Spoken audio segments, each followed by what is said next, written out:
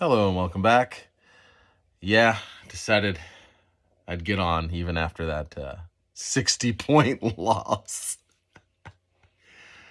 Woo! Anyway, I actually turned it off at halftime. And if you did, I don't blame you. Um, Try and keep this short for real this time. Last time I said that, I went 20 minutes.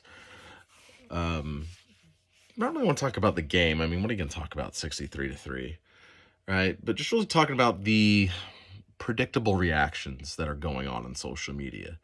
Like, if you had any kind of common sense, you knew people would come out of the word work and be like, you see, man, college football playoff committee was vindicated. They didn't put Florida State in the playoffs, see? First of all, Georgia should have been in the playoffs, so you're still wrong. But when it comes to this game, FSU is without, I think, 25 players, 14 or 15 starters. Georgia had literally like a couple opt-outs. They also have 19 players that have already decided to transfer out. But yeah, let's keep talking about Kirby's culture and all this bullshit. Kirby's culture is as much about acquiring 6 consecutive top 5 classes than it is about opting in or opting out. Like, get the fuck out of here. Again, they have 19 players that have already entered the portal, right? This is a team that lost against Bama and was left out. It probably was a little pissed, right? And they wanted to prove themselves. Meanwhile, this Florida State team, let's go back. A year ago, this Florida State team, not as good as this year's team, but they had a chance to win 10 games. And many of their best players could have opted out, and I wouldn't have blamed them. Verse, excuse me, Johnny Wilson, I wouldn't have blamed Jordan Travis. A host of others could have opted out, and I wouldn't have blamed them. But they pretty much all decided to play because they wanted to reach the 10-win plateau. So you go from that point to where all these guys have bought into what Norvell's selling. They got the 10 wins. They bought in all season long, right? If you work hard, you do this, you're going to get rewarded.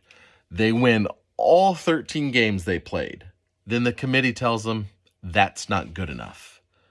How do you think some of these fucking players are going to fucking feel after all the shit they've been through? The committee basically told them that those 13 games, those 13 wins were meaningless. So why the fuck should they give a fuck about the Orange Bowl? I don't blame any of these players for opting out. None of them. And so when you want to compare programs, the biggest difference was, yes, Georgia's roster with 6 consecutive top 5 classes is obviously way more deeper than Florida State's class, which is more top heavy because they haven't recruited at that level yet. They got good quickly because they got all the transfers, and it's, again, a more top heavy roster. So yeah, when you're missing most of your starters and UGA has that much talent, even with their backups, like it was never going to be a game. It was going to be a blowout. Now, did I expect 63-3? No, but it doesn't really matter. 20-point loss, 30, 60, it doesn't fucking matter. This game meant nothing. I mean, good on Georgia. Yeah, for those guys that played and put up 63 points, congrats. You won a bowl of oranges. And that's not me like coping or anything, but really, what did they gain? Oh, well, this means they're going to really, hedge their bets on the recruiting trail. And, this Georgia's going to pull in a top 1 or 2 class in their sleep. This game meant nothing. Literally nothing. Right? So that's just what's amazing to me. The same people that were like, well, you see, Florida State shouldn't be in the playoff because Jordan Travis is that important to the team. So they shouldn't be in, that one player. But, these 25 players that aren't playing in the Orange Bowl and the 14 or 15 starters that aren't playing, okay, that shouldn't matter. This Orange Bowl result is an indictment on the program. This is who FSU really was or is. This is why they shouldn't have been in. Does that make any fucking sense. All these smooth-brained, dumb fucks talking out of their ass. And, like, you know, I had people comment on my video from 3 weeks ago, like, hi, guess you took a break from touching grass to comment on my video. Like, I legitimately did not care about tonight's result. I bought a nice bottle of whiskey. I'm still going to smoke my cigar. This game does not matter, like, in the slightest. Remember in 2011 when West Virginia blew the doors off Clemson? It was like 60 or 70 something to whatever Clemson had. Just in it, similar to this game. What did Clemson do? And I'm not saying FSU is going to do this. Oh, Clemson just pretty much spent the next decade being one of the top 3 or 4 teams in college football. This game does not matter. All right. And I watched, like I said, a half, and there were some things I saw out of Brock Lynn. I'm like, oh, all right. He showed a few throws where I'm like, okay, he looks less helpless in that Louisville game, right? But on the whole, it was like, right off the bat, it's like, we're missing our top 4 defensive tackles, and that's not good. Georgia's just going to run it right down the middle. And you can see right off the bat, line of scrimmage, it's like, oh, you're done. Not to mention Verse, probably a first-round pick on the edge. Starting linebacker, And of course on offense, in case you didn't know, I said how starters route, top 2 receivers, top tight end, Jordan Travis, second string QB, Trey Benson. But yeah, you knew, especially on defense, when it's like, if there was any shot for Florida State not to get embarrassed, it would be if most of the defense played. Well, most of the defense did not play. Again, imagine taking your top 4 defensive tackles off your team. How are you going to hold up against Georgia or any top team? Not very well. But anyway, I think it's just a lot of intellectual dishonesty going on with a lot of these tweets going out there. It's just like, this Florida State season ended back on December 3rd or 4th. That's when it ended. This team that showed up tonight is not even a shell of that Florida State team that we saw during the 2013 season. All right, this game was a farce. And by the way, I'm not saying that if Florida State was fully healthy, that they would have won this game. No, I think there was, like, sometimes there's early Vegas lines, and if I recall, there was an early line on this game. I think as early as before Travis got hurt, like right around that time. I feel like I saw an early line before Travis got hurt. Like, what, looking at college football playoff matchups, what would the line be? And I think 2 fully healthy teams, I think Georgia was like maybe an 8 to 10 point favorite, which is still a large favorite, right? On the whole, or in a vacuum, that's still kind of a big favorite on a neutral site. But tonight they were 20-point favorites. And of course they won by 60, but it's neither here nor there. The point being, it's a different game. Yes, Georgia probably still wins, but it was non-competitive tonight because of those 25 players and those 14, 15 starters.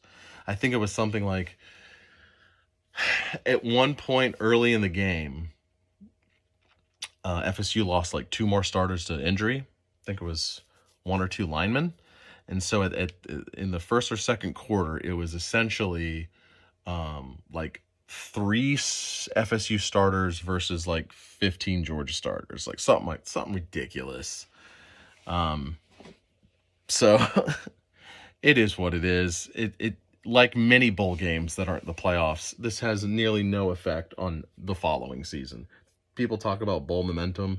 Those are usually like old fucks that have no idea what they're talking about. But season's over. So to reflect, great year. I said this in the last video, they got fucked, right, by the committee.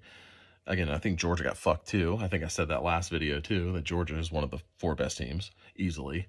I think Georgia would absolutely smoke Michigan and Washington in a rematch with Texas. Oh, excuse me, not a rematch, but probably Texas too. But anyway, great season, 13-0, 13-1 if you count this game.